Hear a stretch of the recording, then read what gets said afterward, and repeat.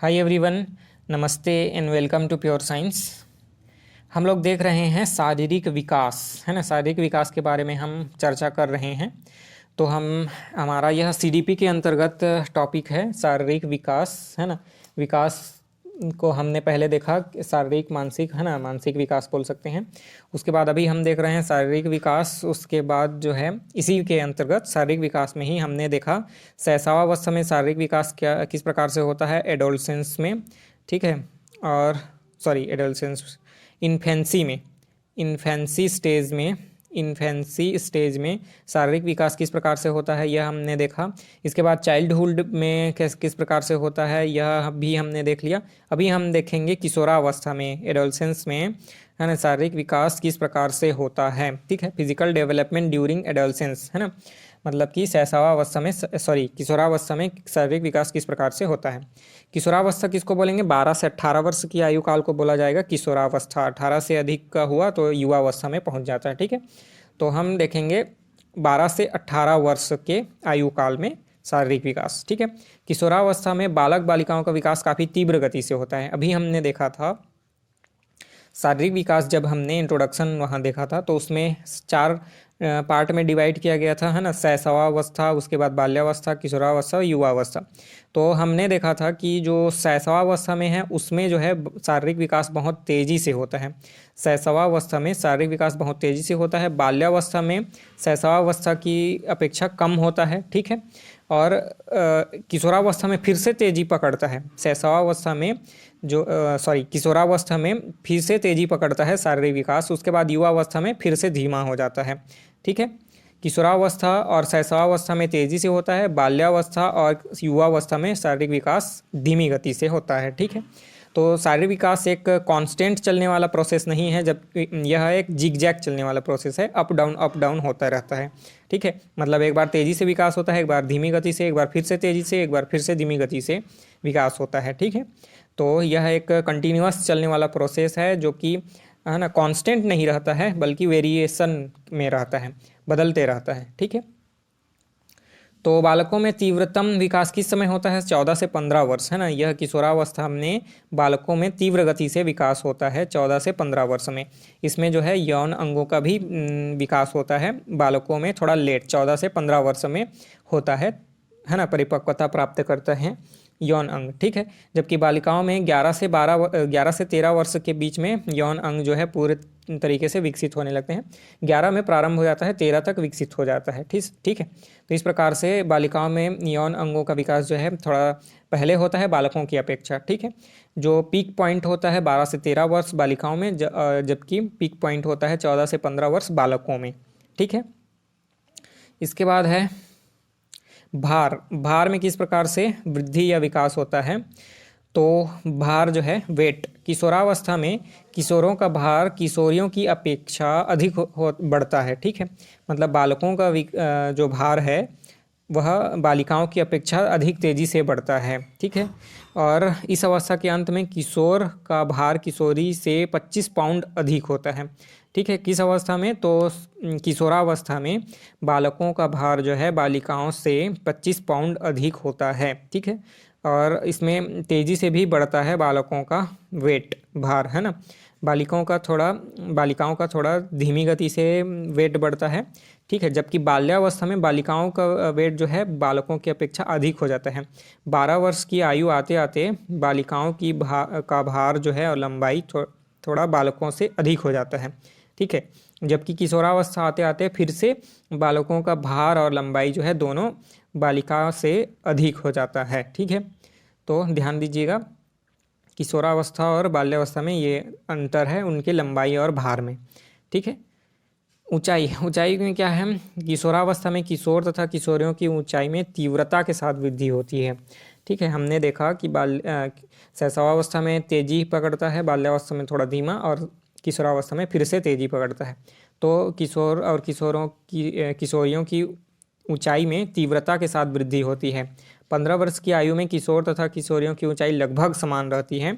18 वर्ष की आयु पहुँचते पहुँचते किशोरों की लंबाई जो है किशोरियों से 6-7 सेंटीमीटर अधिक हो जाता है, ठीक है। अभी हमने देखा कि भार भी अधिक होता है 25 पाउंड, और 6-7 सेंटीमीटर ऊंचाई भी अधिक होता है बालकों का, ठीक है, बालिकाओं की अपेक्षा।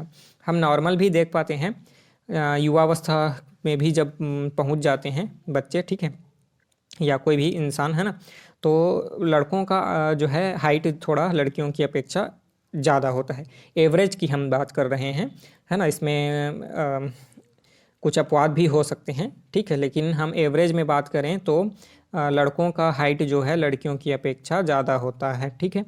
तो यह किस समय बढ़ता है, तो एडोलसेंस में, है ना, किशोरावस्था में 25 पाउंड अधिक हो जाता है लड़कों का भार और 6-7 सेंटीमीटर अधिक हो जाता है ऊंचाई, ठीक है। किशोरी 16 वर्ष की आयु में अपनी अधिकतम ऊंचाई प्राप्त कर लेती है। किशोरों में यह 18 वर्ष के बाद भी बढ़ती रहती है, ठीक है। इसी कारण जो है थोड़ा सा भार हाइट जो है अधिक होता है लड़कों का, कि 16 वर्ष की आयु तक जो है लड़कियों में हाइट अधिकतम बढ़ जाती है, अधिकतम ऊंचाई प्राप्त कर लेती है, जबकि किशोरों में यानी लड़कों में यह जो लंबाई है 18 वर्ष के बाद भी बढ़ती रहती है, ठीक है। अगला हम देखेंगे सिर व मस्तिष्क।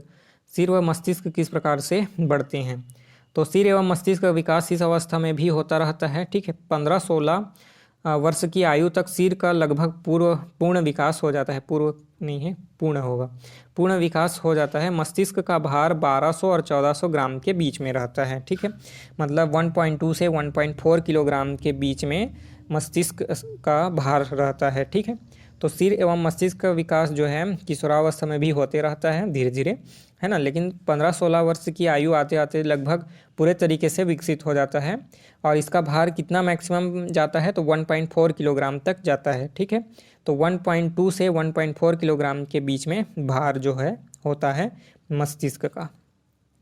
हड्डियाँ किस प्रकार से विकसित होती हैं, तो इस अवस्था में अस्थिकरण की प्रक्रिया पूर्ण हो जाती है, कुछ छोटी मोटी हड्डियां आपस में जुड़ जाती हैं, ठीक है। हम जानते ही हैं कि शैशवावस्था में 270 हड्डियां रहती हैं, वह, है ना, युवावस्था आते आते बहुत कम हो जाती हैं, 206 हड्डियां, ठीक है, जो है बन जाती हैं, मतलब बहुत सारी हड्डियां जो है आपस में जुड़ जाती हैं। जो बालक पैदा होता है, जन्म लेता है, उस समय 270 हड्डियां, है ना, आसपास रहती हैं, तो यह कम हो जाती हैं, है ना, किशोरावस्था या युवावस्था आते आते। तो इसका कारण यह है कि जो बहुत सारी हड्डियां टुकड़े टुकड़े रहती हैं, यह आपस में जुड़ करके एक लंबी सी हड्डी बना लेती हैं, है ना, ठीक है। तो ऐसी बहुत सारी हड्डियां होती हैं जो आपस में जुड़ने लगती हैं, ठीक है। युवावस्था में छोटी मोटी हड्डियां जो हैं आपस में जुड़ करके एक बड़ी हड्डियां या लंबी हड्डियां बना लेती हैं, ठीक है। अगला है दांत। दांतों का विकास किस प्रकार से होता है, तो किशोरावस्था के आरंभ तक बालकों और बालिकाओं के सभी दांत जो है, सभी स्थायी दांत निकल आते हैं। किशोरावस्था के आरंभ मतलब स्टार्टिंग में 13-14 वर्ष की आयु में जो है पूरे दांत आ जाते हैं, ठीक है, सभी दांत जो है निकल आते हैं। प्रज्ञादंत यानी विस्डम टीथ भी इस अवस्था के अंत में या प्रौढ़ावस्था के, है ना, बालकों और बालिकाओं के बीच में आ जाते हैं, ठीक है। प्रौढ़ावस्था मतलब वही 18 से 20 वर्ष की आयु काल, युवावस्था, प्रौढ़ावस्था, है ना, 20-21 साल तक जो है विस्डम दांत जो है, विस्डम टीथ, है ना, प्रज्ञादंत भी निकल आता है, ठीक है।